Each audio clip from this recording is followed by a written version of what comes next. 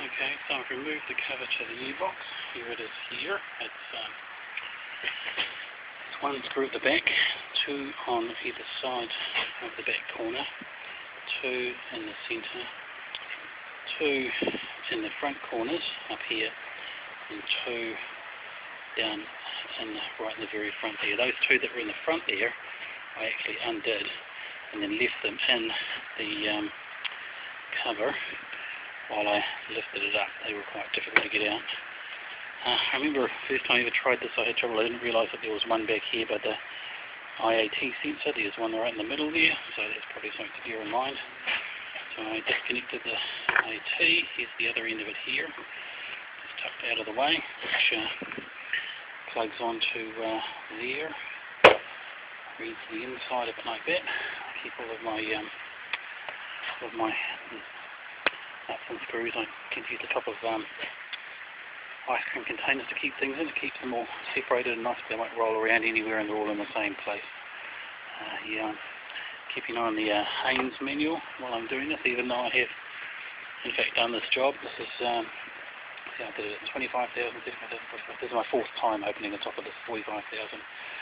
25, 35, 45, 55, yeah, I'm on a 55,000 K. I do it every 10,000 kilometres. That's kilometres, not miles. Now you'll often find that working on it is actually a bit easier from this side because of that wire I told you about that stops the gas tank from going up too far. I forgot to tell you, we'll see how this piece is. This thing's jammed in here. You also remove this little wee cover here. Got one end in here and one end in here. Put it from the right hand side, if you can see, from the right hand side over to the left hand side. So it'll create tension pulling it to the left, and this wire will stop it from going any further. If you do it from the other side, from the left hand side to the right hand side, it'll create tension going the other way, and there's nothing to stop it from going that way and maybe buggering up down on the bottom here, which is really what you don't want. So here's the air filter. It actually looks quite clean. I probably won't bother replacing that. I've got a spare one of these that I picked up from David Silver Spears in the UK. I get things sent from David Silver Spears, and here's the 4 air tubes for the 4 cylinders. So next I'm going to take this out and wrap it up in some paper to keep it nice and clean. Same with these, is all going to be wrapped up. Here's a little there's little tabs on down, you probably can't see them very well, but there's little tabs down. You have to lift up, pull the screws out, pull these off, pull this off, and then we're into the seating part that has to come out, and that's where I'm going to have my problem.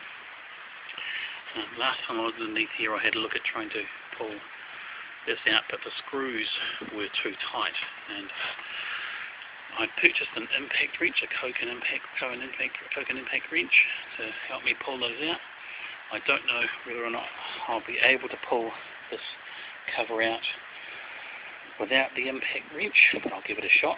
And if I need the impact wrench, I don't know if I'll have enough space without taking the upper fuel tank off. So I may need to take this upper fuel tank all the way off, which will involve disconnecting various things. I've got the instructions for that out of my Haynes manual, disconnecting, taking the whole fuel tank off so that I can hammer the impact wrench straight down. We'll see how that goes. So that's what I'm up to at the moment.